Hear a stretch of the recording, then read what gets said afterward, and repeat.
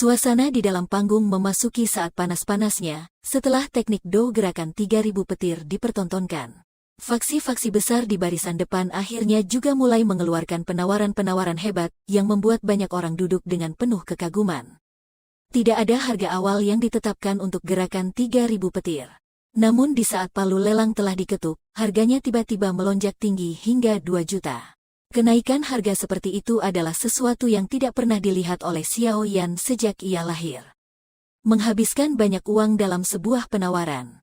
Keangkuhan dan keberanian seperti itu dengan jelas diperlihatkan oleh faksi-faksi itu di depan godaan teknik do tingkat di tipe ketangkasan.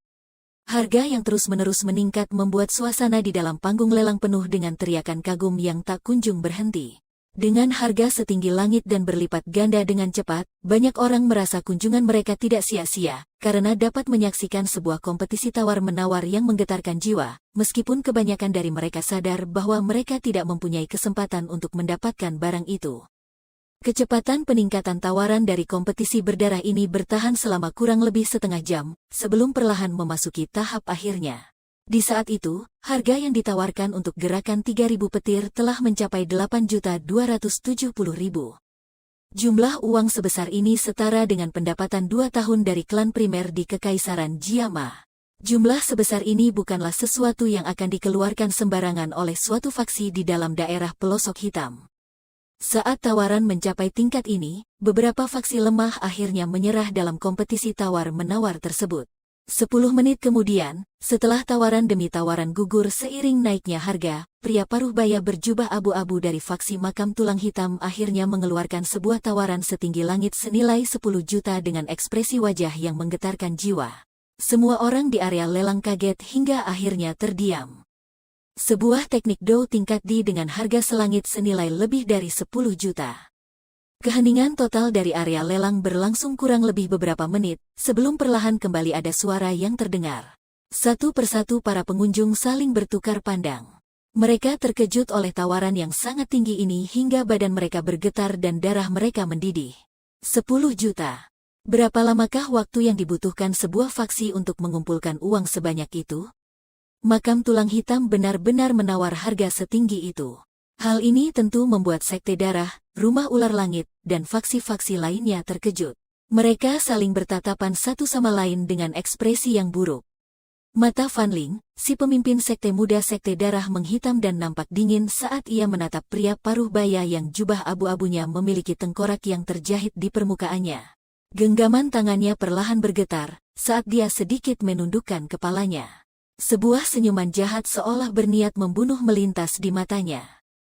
Setelah tawaran-tawaran dari Sekte Darah, Rumah Ular Langit, dan faksi-faksi lainnya ditarik, tidak ada lagi seorang pun yang dapat menyaingi faksi makam tulang hitam.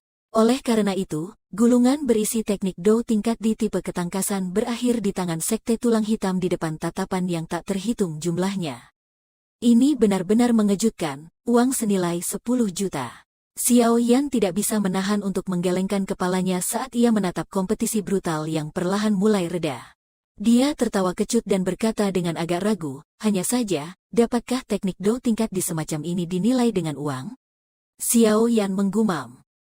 Jika kau ingin meracik obat pil, kau harus membeli bahan-bahannya kan? Jika hanya dirimu sendirian, seberapa banyak usaha dan waktu yang kau butuhkan untuk mengumpulkan bahan-bahan langka yang berada terpisah di berbagai wilayah di benua ini? Sebagai contoh, untuk memurnikan pil roh tanah, harga dari 4 bahan-bahan obat itu tidak kurang dari 5 juta. Kau pasti membutuhkan uang bukan? Terlebih lagi, sebuah faksi besar seperti Sekte Darah mempunyai banyak anggota yang harus diberi makan.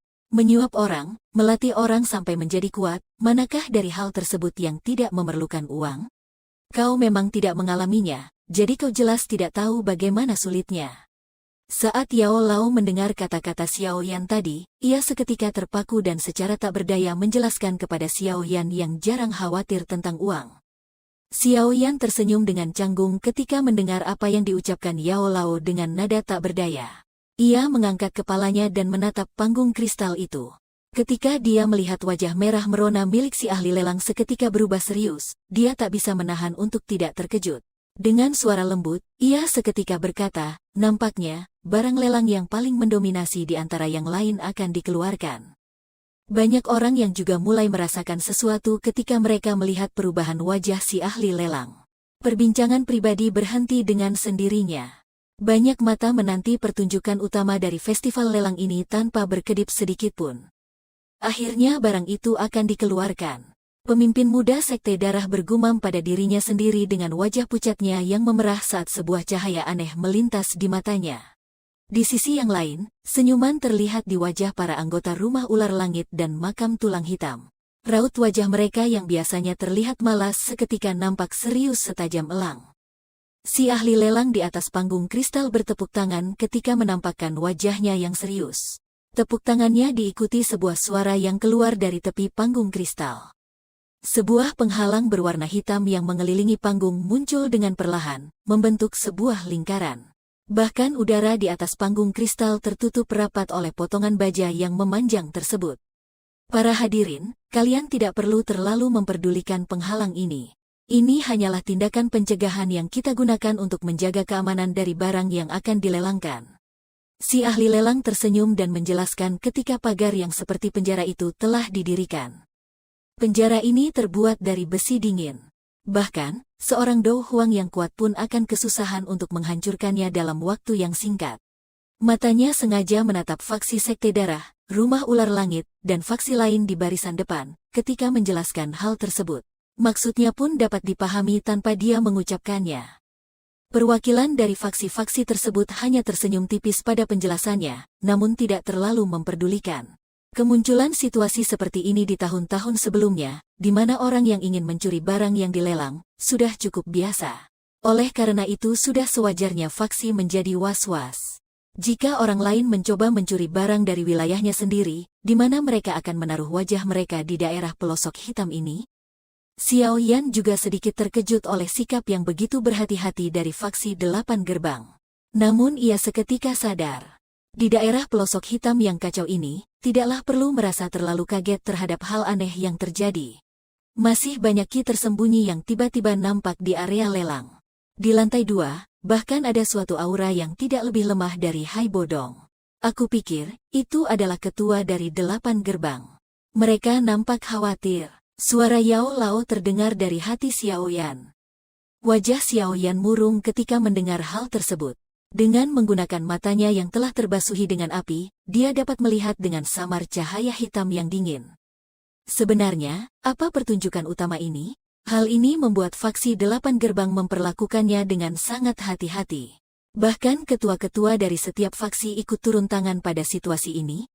Kata Xiao Yan yang terpana sambil menganggukkan kepalanya. Tetap saksikan acara ini. Aku pikir, acara ini tak akan membuat siapapun menyesal. Xiao Yan mengangguk dengan perlahan dan melanjutkan mengamati panggung kristal.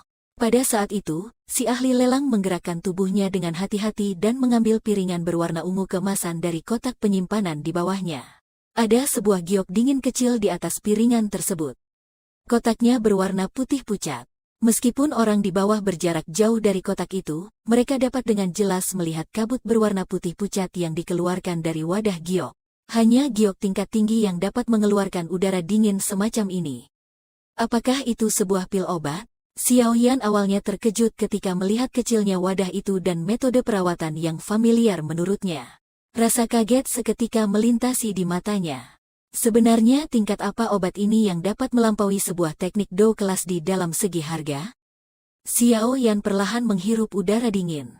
Dalam hatinya, Xiao Yan jelas tahu bahwa hanya pil tingkat 7 yang dapat mengeluarkan udara semacam ini. Hingga saat ini, Xiao Yan belum pernah melihat obat dengan tingkat tersebut. Itu sudah jelas sesuatu yang bagus. Tapi, kenapa perasaan ini? Suara Yao Lao terdengar berat dan mengandung keraguan. Sebuah pil tingkat 7.